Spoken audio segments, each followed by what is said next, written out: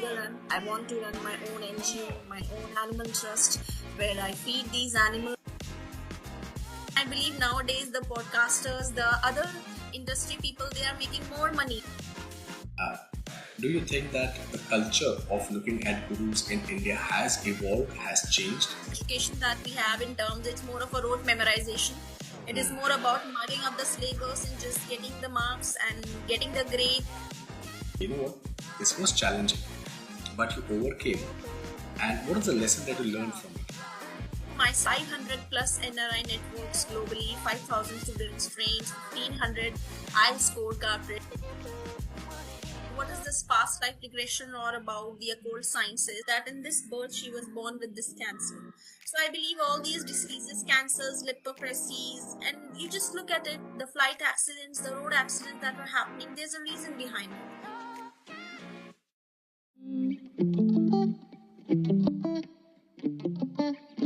Hello and welcome once again to yet another episode of Kochi Diaries podcast. My name is Maryada Shetty. I am your host and the founder of Invita Learning. Today, it's a privilege that we have a very special guest. Now, before we get started with her, let me tell you a little bit about what is the Kochi Diary podcast. If this is your first time tuning in, the Kochi Diary podcast is an humble attempt. Now, by profession, I am a coach, but by passion, I am a coachee. Now, coachee means a learner, and I'm looking at collecting stories, collecting lessons from the book of life of various people so that I can compile it together and put actually a book out there for you and for people like me to have a really radical shift in how we look at life, find purpose, and lead a meaningful life. Having said that, today it's my privilege that I am inviting a very, very special guest. Her name is Bhavna Singh.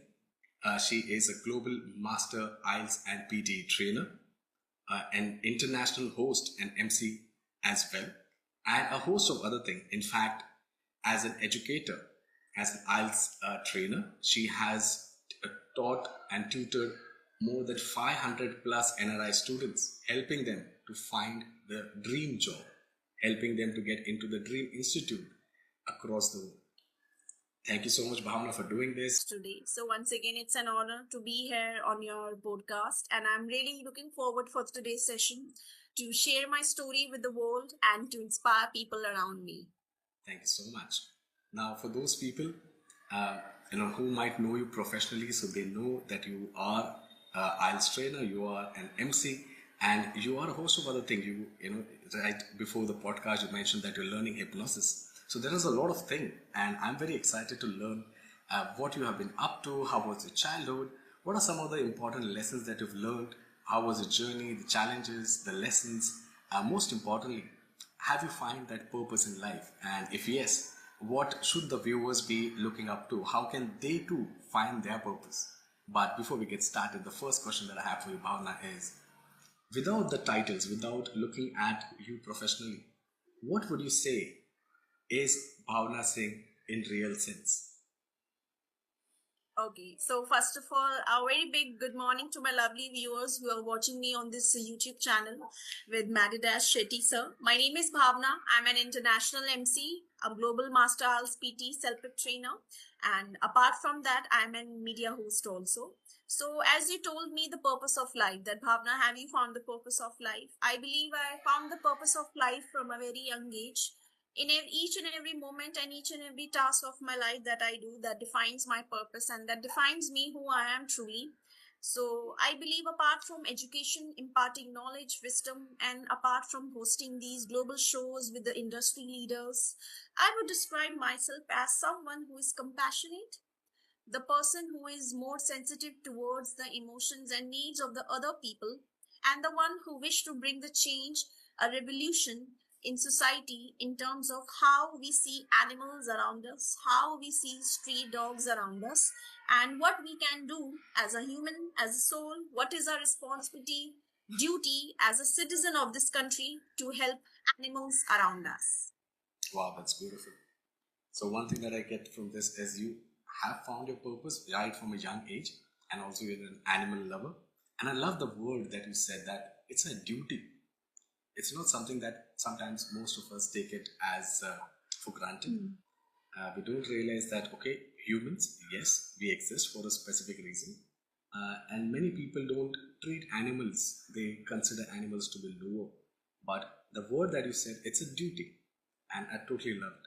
Thank you so much for sharing it. So as I said that it's a duty. I mean, like from a very young age, whenever I used to come from school, I would see there were dogs who were literally waiting for me at the bus stop, and the same continued till college, my university.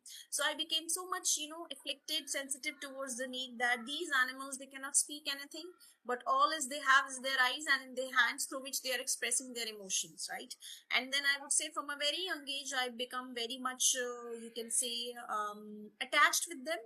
And it's been almost 7-8 years now, and I have adopted so many stray dogs, puppies. I have a own golden retriever, and I believe apart from whatever achievements, accomplishments, monetary pleasures, whatever things that I'm earning, it is my duty and it is my responsibility that a part of my income I should spend on these animals, on the care and take. So I see this is the purpose of my life in the longer run. I want to run my own NGO, my own animal trust, where I feed these animals, cows, around me. And this is what I believe gives light to my soul. Wow, that's very profound. Thank you for sharing this, Bhavna. If I have to ask you, uh, I have seen your profile on LinkedIn. I've seen it on Instagram. Quite a celebrity status you got there. But is there something that usually doesn't show up online, but something that really matters to you? So maybe if I'm just looking at Bhavna on LinkedIn or Instagram, I will not know, but something that is really meaningful for you and it really matters. Well, on my social media, I guess many of you have seen the other side, the you can say the other spoke of the wheel, that I'm very much into my modeling events, my brand shoots, that I have the sponsors with me, and I keep on doing them regularly. This is also some other part, you can say, beauty with the brains. Okay, so this is something that I do that really makes me feel more confident.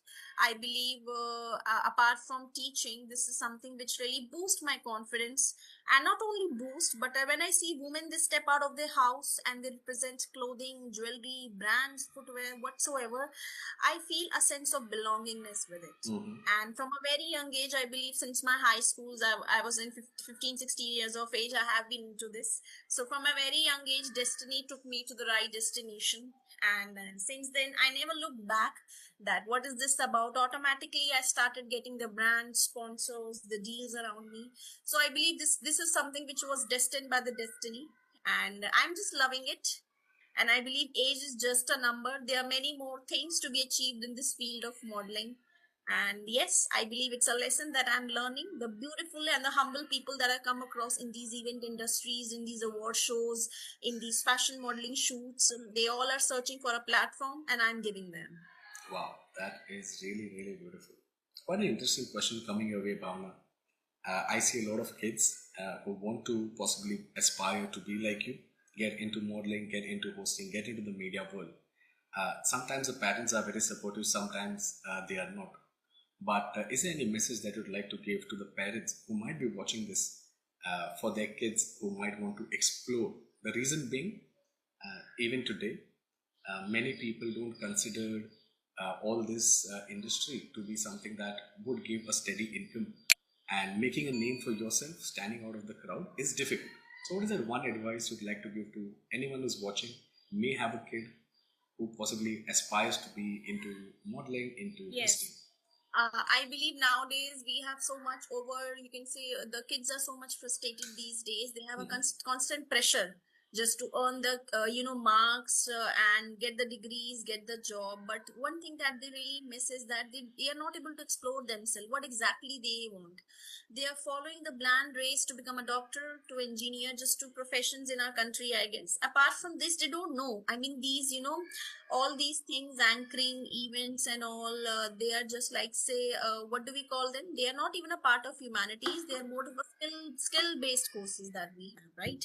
So one advice that I would like to give to the parents is that please make sure that your child generally falls in love with whatever he or she is doing, regardless of what the cousins, brothers, niece they are doing, they're opting. Make sure that the child, explores his or her own feathers, his or her own vibrant colors, and you should not be ashamed of it. That if your child is not a doctor or an engineer, everyone cannot be. And I believe nowadays the podcasters, the other industry people, they are making more money as compared to the doctors and engineers. The celebrities are making more money as compared to the Yes. doctors and engineers. So every profession has its own grace, every profession has its own beauty.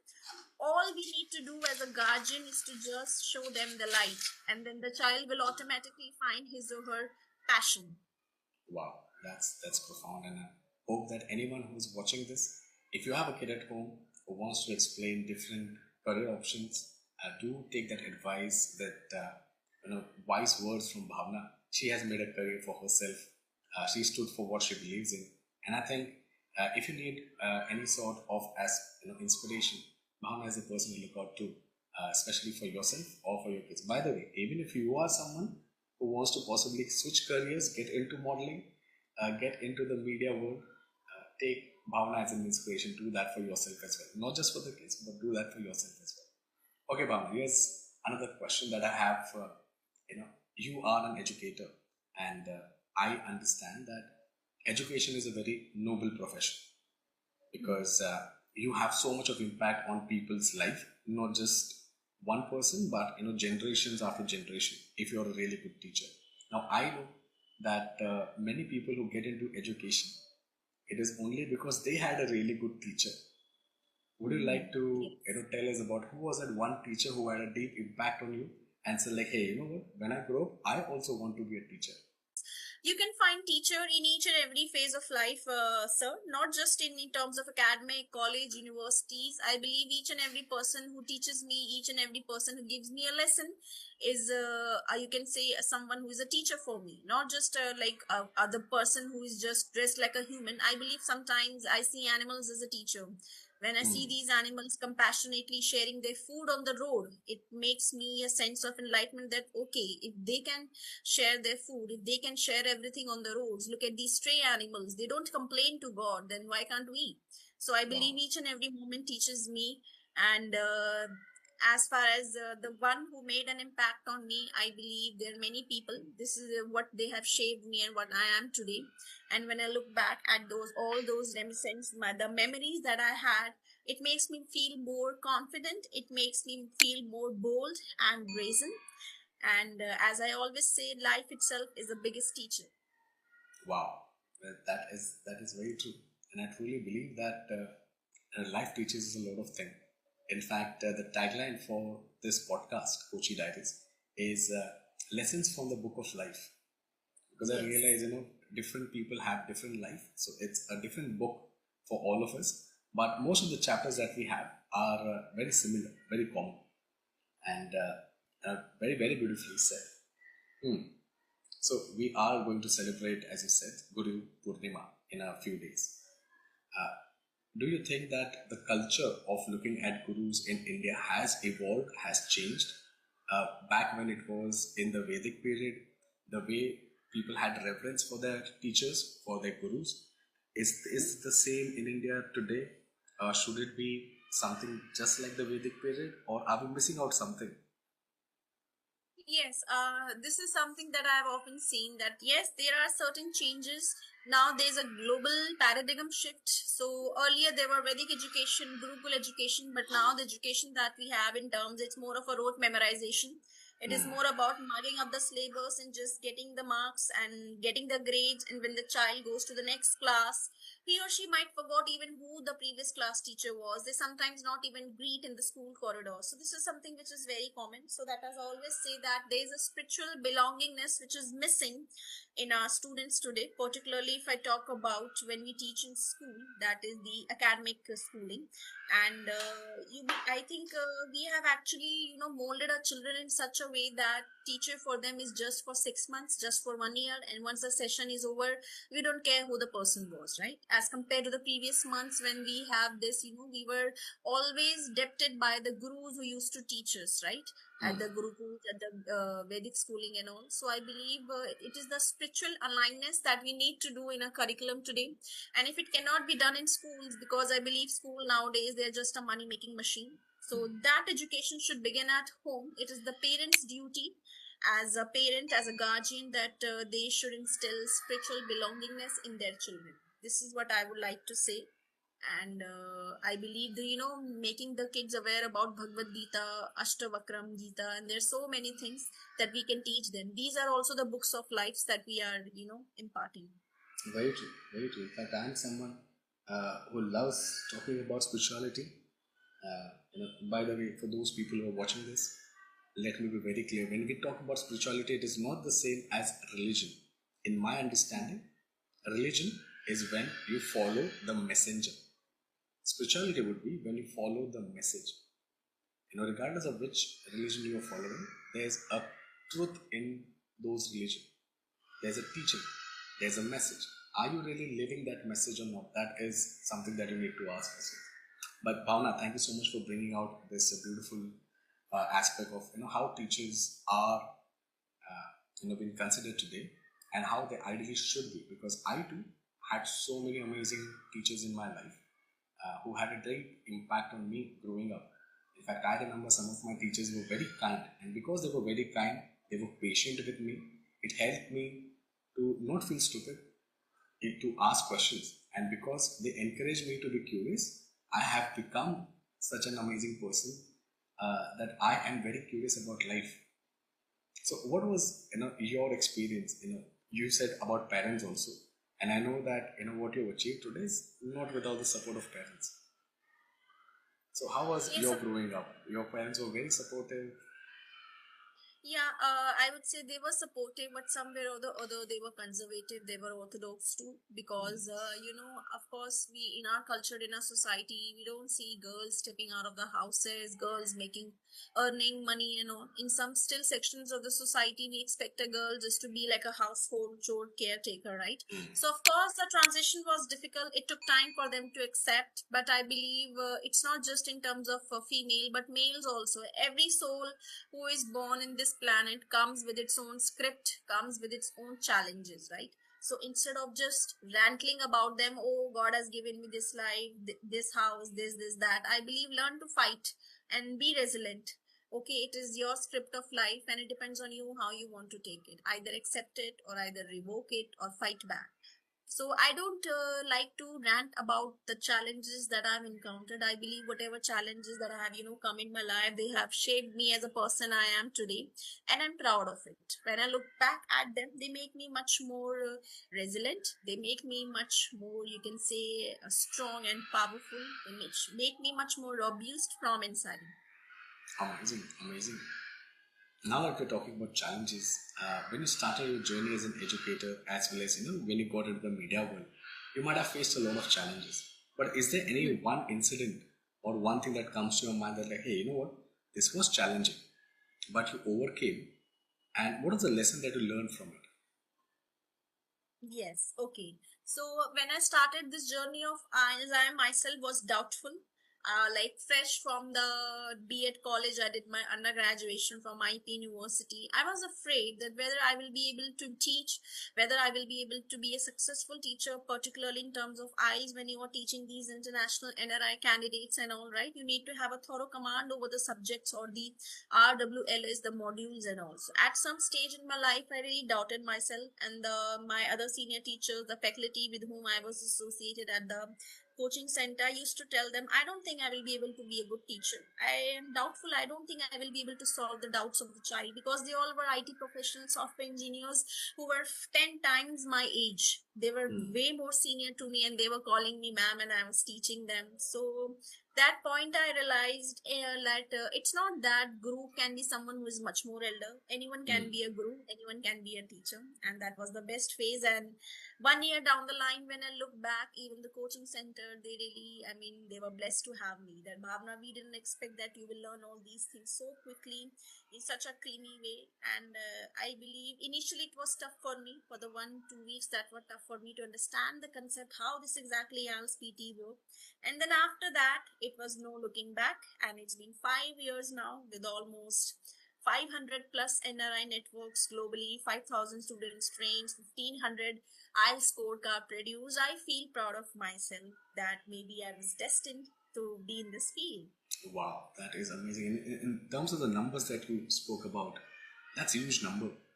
Sometimes people don't understand the lives that you're impacting, because if you were my tutor and you helped me to clear the exam, obviously I'm going somewhere in life. But it's all thanks to you.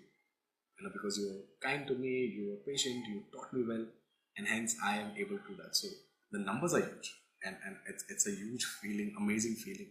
And congratulations, by the way, on achieving such great feat Thank at you such so a much. young age.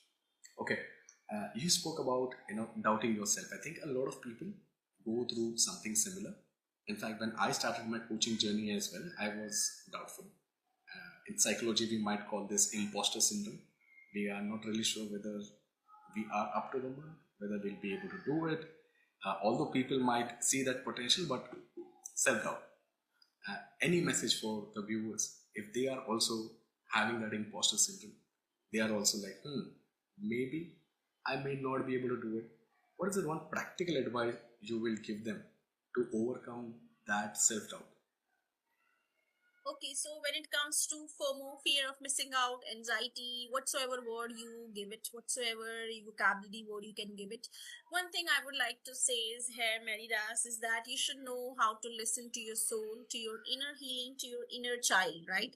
Instead of the boisterous noise of the society, what the world is saying, what the world is doing, they're opting for high paid careers. Just listen to your inner advice, what your soul says, and what actually genuinely gives you happiness. Okay, at a certain point in your life there will be time when you are surrounded by the people who doubt your caliber, the people who basically they try to pull you down, belittle you down, but at that times it is your own inner strength that will make you bounce back, right? So I believe in these growing years from 25 onwards till 30 years of age, these are the areas where we actually decide what type of career I want, what kind of a life partner I'm looking for, and what kind of life I have, the blueprint I have for myself, and the blueprint I aspire to give to my kids. So just be true to yourself. Okay, you can lie to anyone in this world, you can lie to your spouse, to your parents, whatsoever, but I believe you cannot lie to your own self, to your own soul. So wherever you see the light at the end of the tunnel, I mean, just go there. Don't focus on the money, whether it will be high paid, low paid. I believe money comes and goes. If we are born in this world, then we are being taken care by the God. It's not like we will die out of starvation or hunger. The wheat will be given, fed into our mouth, right? So we don't have to worry about from where I will be alive, but just be happy and try to find and cherish little moments of life. This is what I would like to say. Oh, this is beautiful. This is beautiful. And like that, you said something about listening to the soul. And I know something like that comes when you start growing spiritually. For those people who are maybe spiritually not growing, or they feel distant from God or that connection, sometimes it becomes difficult for them to tune into what the soul really wants. For someone who wants to possibly start on that journey, wants to actually listen to that soul, understand, hey, you know what, this is what gives me joy. Uh, how can someone start on that journey? Something that you did, something that people can also replicate. Any small practical tips that would help someone set off on that journey to listen to their soul. Yes. Okay. So I guess this journey started during COVID. We all were frustrated during that COVID time. We don't know what to do at home, what life was throwing up at. And then suddenly I randomly came across Dr. Tripti Jain, Dr. Sanjeev Malik. They're the hypnotherapist. They are the past life regression experts, healers, holistic coaches. And from there, my journey started. I flew into this world that what is this past life regression or about the occult sciences, and then from there my spiritual journey started.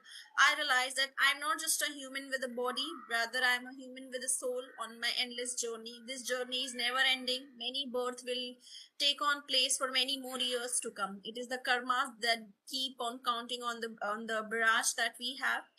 And if anyone who is just frustrated from life or is not able to get some certain questions from the life, I suggest you to Go through the channels of Dr. Sanjeev Malik and Dr. Tripti Jain. They will be like a key to your all the questions, and you can start your occult mystic science journey, spiritual journey from there. You can also listen to Acharya Prashant. He talks about Bhagavad Gita. He talks about Vedant. So Acharya Prashant is also one of the gurus who actually guides women how to be more independent, self-reliant. I believe these are the people's their podcast I came across, and they have actually helped me. They have helped me to be much more strong and powerful, and to be much more confident in terms of my journey.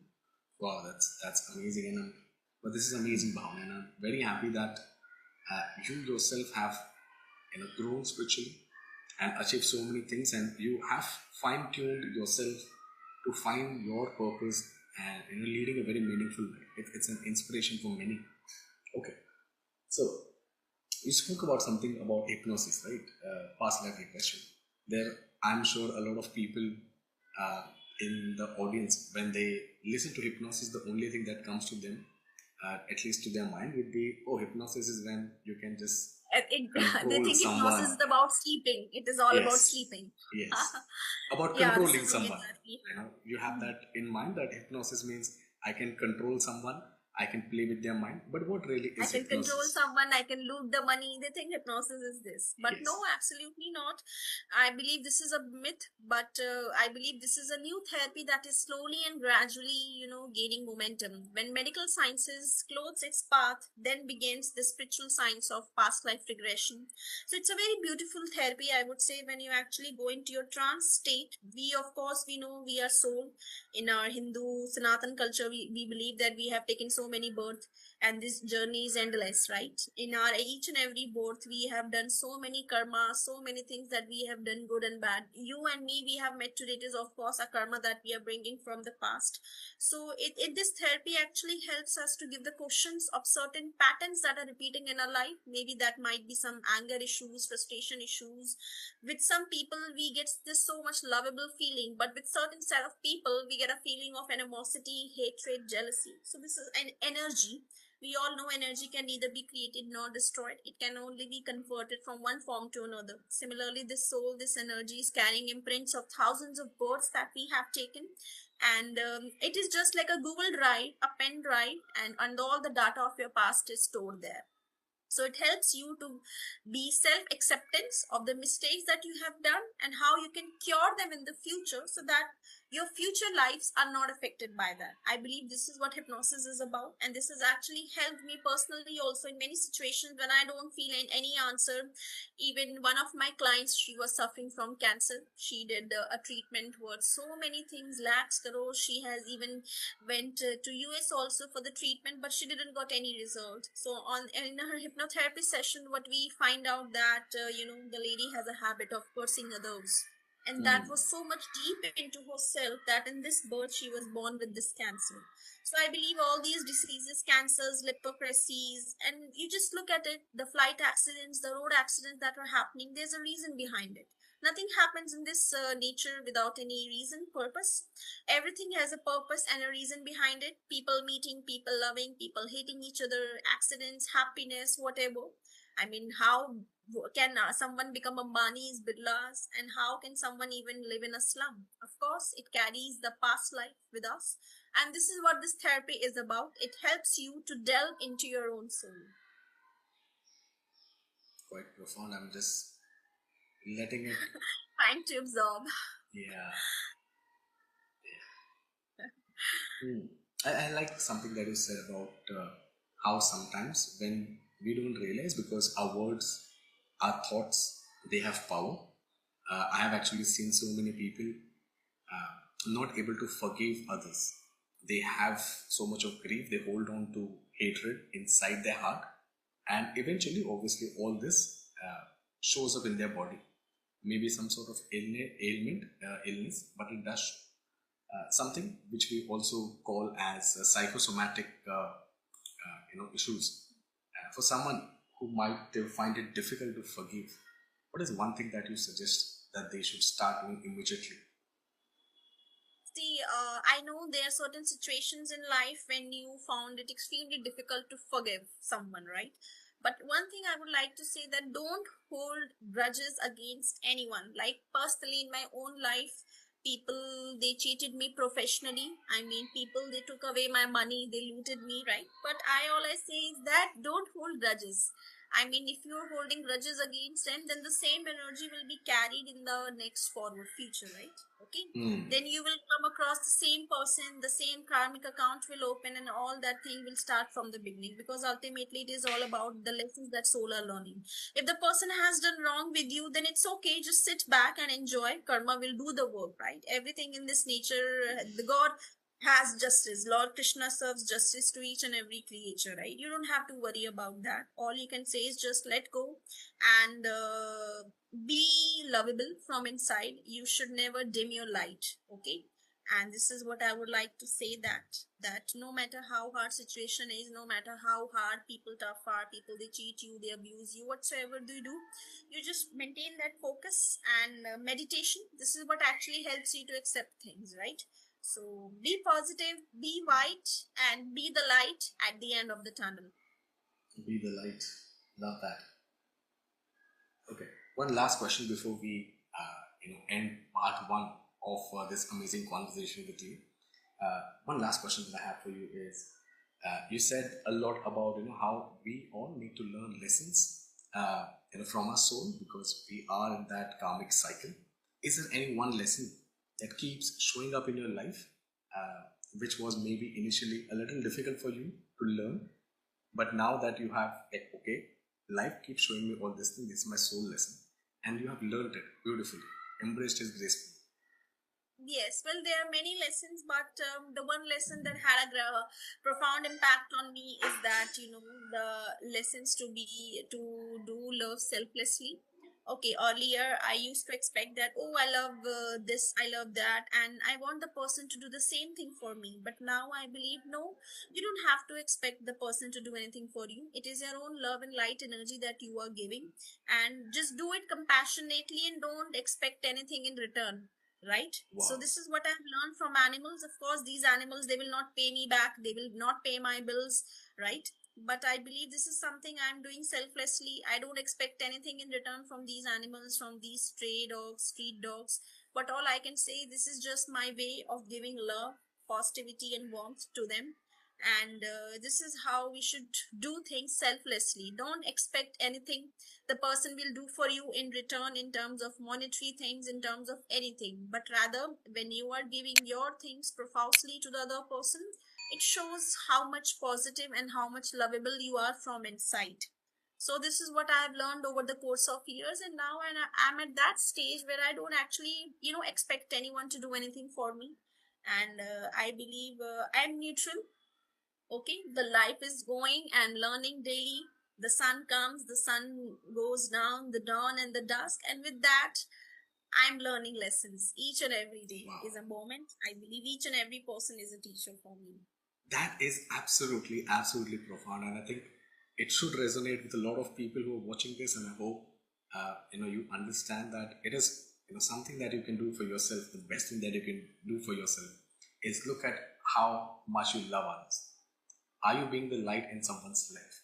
So, Bhavna, this is really profound, and thank you so much for sharing this amazing wisdom. I would say, being the light, loving selflessly, and that is what I would say is the core message of this amazing part one conversation that we have with Bhavna. Bhavna, thank you so much. We'll be joining you once again for the part two of this amazing conversation. But this has been absolutely brilliant. For those people who are watching this for the first time, don't forget to be subscribed to this YouTube channel. We will obviously be also uploading this on Spotify, so you can hear Bhavna's amazing conversation, her words of wisdom. Amazing, amazing conversation. Thank you, Bhavna, for doing this. We'll meet you in part two. Thank you so much. Bye.